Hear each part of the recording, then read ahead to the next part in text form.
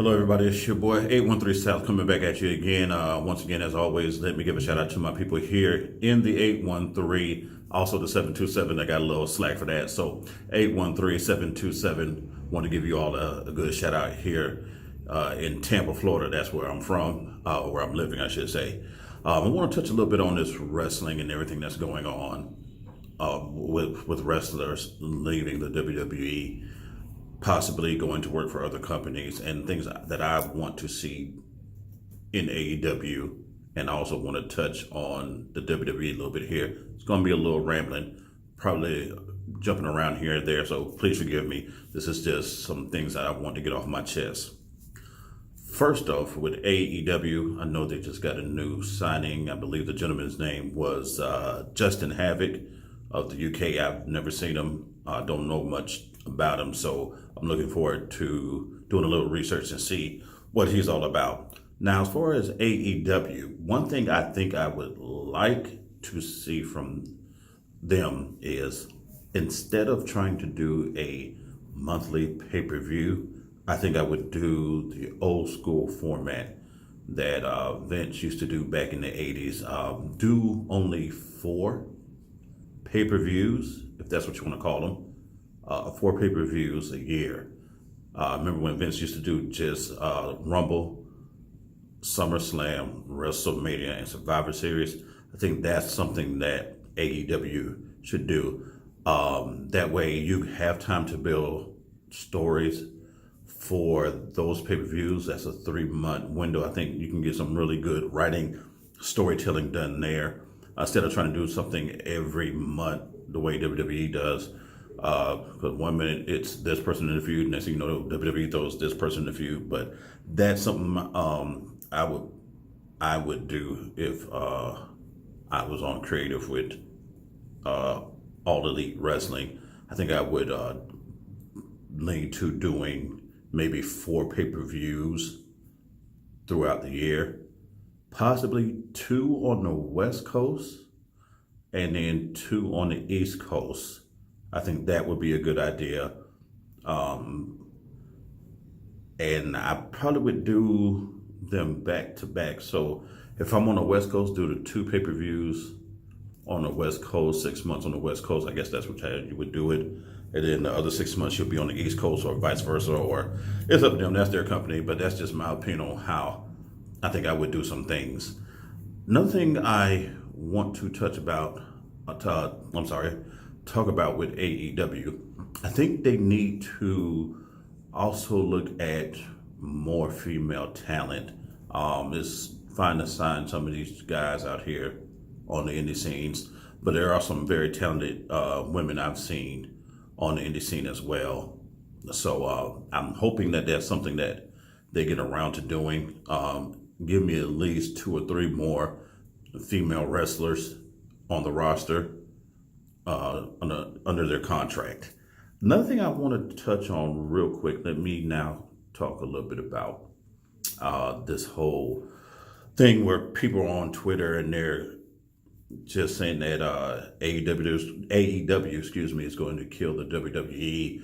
Or you got the other people who are going around saying that WWE is done for and they're dead.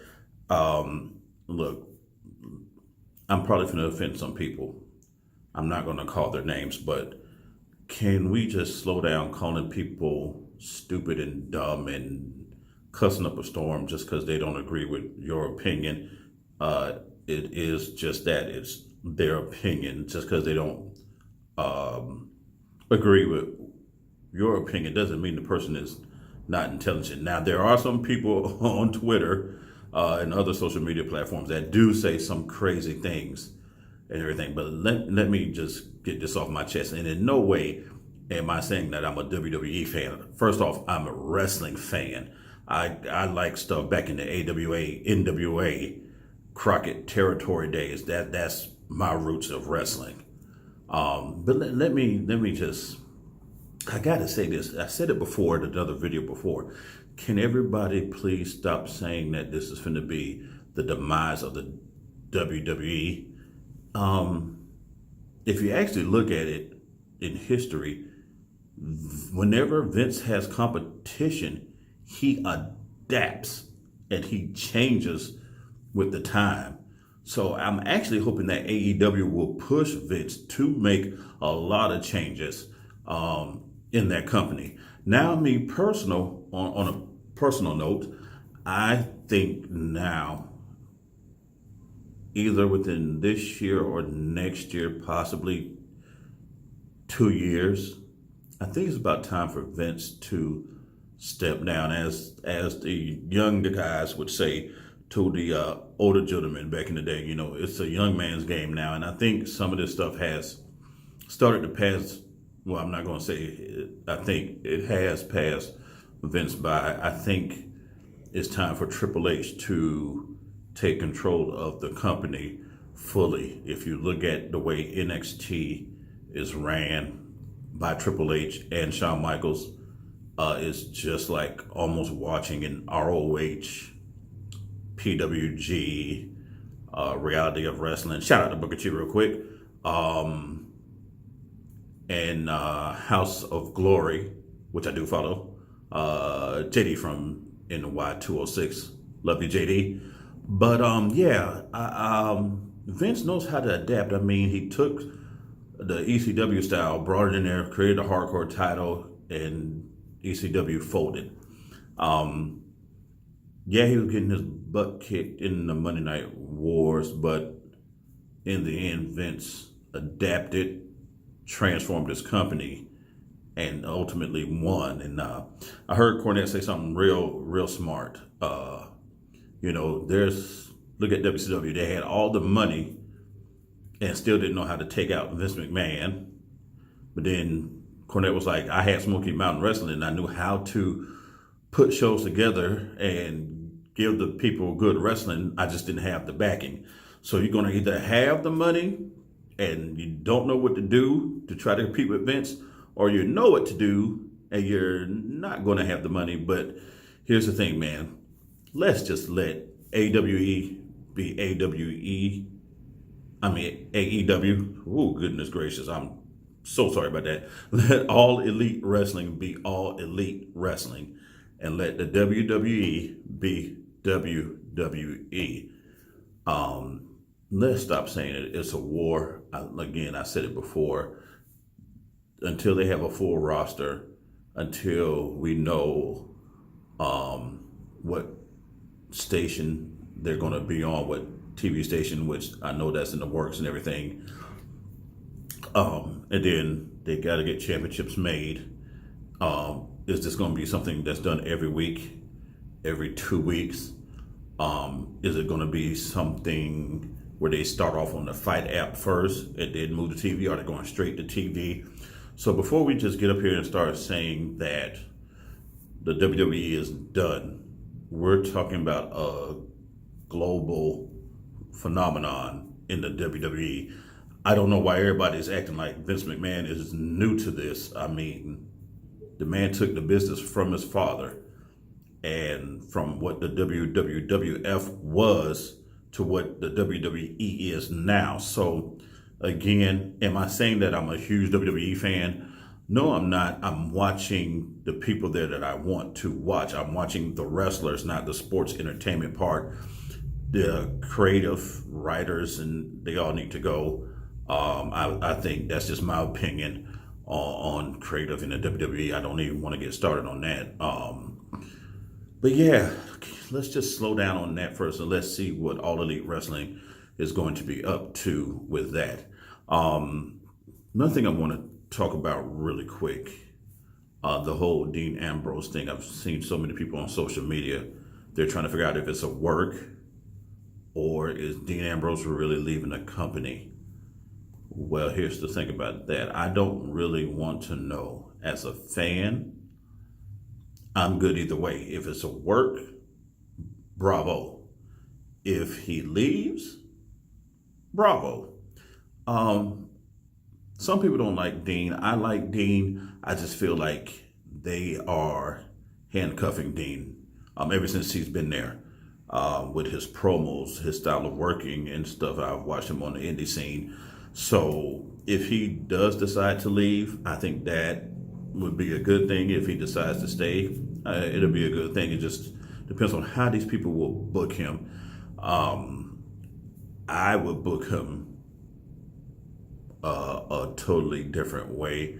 I'm probably going to make a video on that, on how, if he did stay, how I would book him to face Roman Reigns and make him a very hated heel like Ciampa, if not worse than Ciampa. But I'll talk about that later.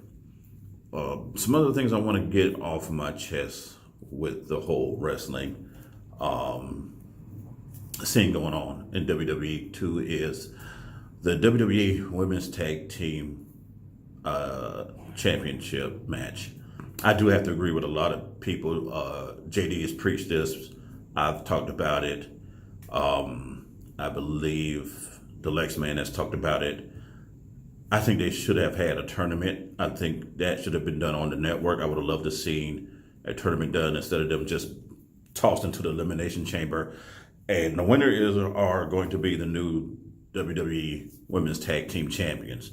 Now, one thing I did want to see, I actually wanted to see Sasha turn the heel on Bayley. I've been preaching that for over a year now. The reason being, I want to see Sasha Banks and Bianca Belair as a tag team. Their characters are very similar. You would use Bianca as the muscle, and she can learn a lot from Sasha. Of course, Sasha knows how to talk on a microphone. Bianca's not that bad either, but you're going to give off a little bit of a Kevin Nash and Shawn Michaels vibe. Not the whole thing, but the power bodyguard, big and tall, strong, and the quick, smart thinking wrestler. That's what you get with those two. So I actually would like to see Sasha Banks and Bianca Belair as a tag team. Now, as far as the tag team also division with the men's, I've put left something in the Lex Man's comment, and he flipped his wig when I said it. A tag team I think that they should put together on Raw is EC3 and Bobby Roode, and I would call them the glorious 1%. You got two guys that can work their tails off, two guys that can talk on a microphone, ultimate heels. They both like the finer things in life. Why don't we just put this together, make them a tag team, make them the tag team champions? You have a new, fresh tag team for Monday Night Raw. Now, as far as the Revival, I've stated before, I think all you had to do with the Revival is bring Arn Anderson in as their manager. I mean, for God's sakes, the man is right there in the company. You should have just made him the manager of the Revival. It would have, I think, gave them more legitimacy. It have made them more badass if you have Arn Anderson as their manager, since they're already being compared to Arn and Tully and the Minnesota Wrecking Crew and teams of old like that are rugged. I think that's what they should have done. One thing I'm not liking either in wrestling is, can we stop giving Nia Jax so much microphone time? I mean promo time. Let me say it that way. I'm kind of 50-50 with Nia. One moment I'm liking her, and the next moment she's working my nerves, coming out there sounding like a ditzy blonde. And I know it's the writing. You can't completely blame her. It's the writers and creative sitting down, but they need to get together and work out what she is. Is she going to be a heel, a baby face? Am I supposed to be afraid of her? If I'm supposed to be afraid of her, don't have her smiling. The woman is pretty and she has big dimples. When I see that, I don't fear Nia Jax. I'm like, oh wow, she's a pretty woman. Let's cut that out. Another thing I'm not liking on Monday Night Raw or within the WWE is let's get in here and really push Lio Rush. I think it's about time for Lio to become the cruiserweight champion. This is long overdue right now. I like Buddy. Don't get me wrong. Great talent. The way that he has come around and gotten himself over is really tremendous. But at this point, I want Lio with that title. I did enjoy the match with him and Finn on Monday Night Raw. Great match. I want to see Lio versus Ricochet at WrestleMania. If it doesn't happen this year, next year, give me Lio Rush as cruiserweight champion, and give me a match with Lio Rush versus Rey Mysterio. Give me that match this year, and I'll be happy. And last but not least, hoping Roman Reigns is doing well, getting better. I'm hoping that he comes back in good health, man. That announcement months ago, last year, was a really shocker to me. No, I'm not a Roman Reigns character fan, but I do respect the man, and I do hope that he gets well soon and gets back in the ring ASAP, man. So get well, Roman, on that. Can't wait for him to get back in the ring. Hopefully they'll do something to kind of repackage him a little bit. Nothing major, just a little something simple. Maybe change his gear. If that's all you have to do, just change his gear or something. But I can't wait for him to come back. And on that note, I think that's about all I want to talk about at this moment in time. I know there's a lot more going on in wrestling. I'll touch on that a little bit later, but I'm finally back. I am getting over the loss of my god brother. It's been taking a toll on me and the family, so I'll be back uploading more videos. Again, I know there's much more to talk about in wrestling, but that's just a couple of things that I want to ramble about right now. And so on that note, ladies and gentlemen, this is your boy 813 South signing off. I'll get at you later. Don't forget to subscribe, hit the notification, and follow me on Twitter at 813 South. Talk to you soon.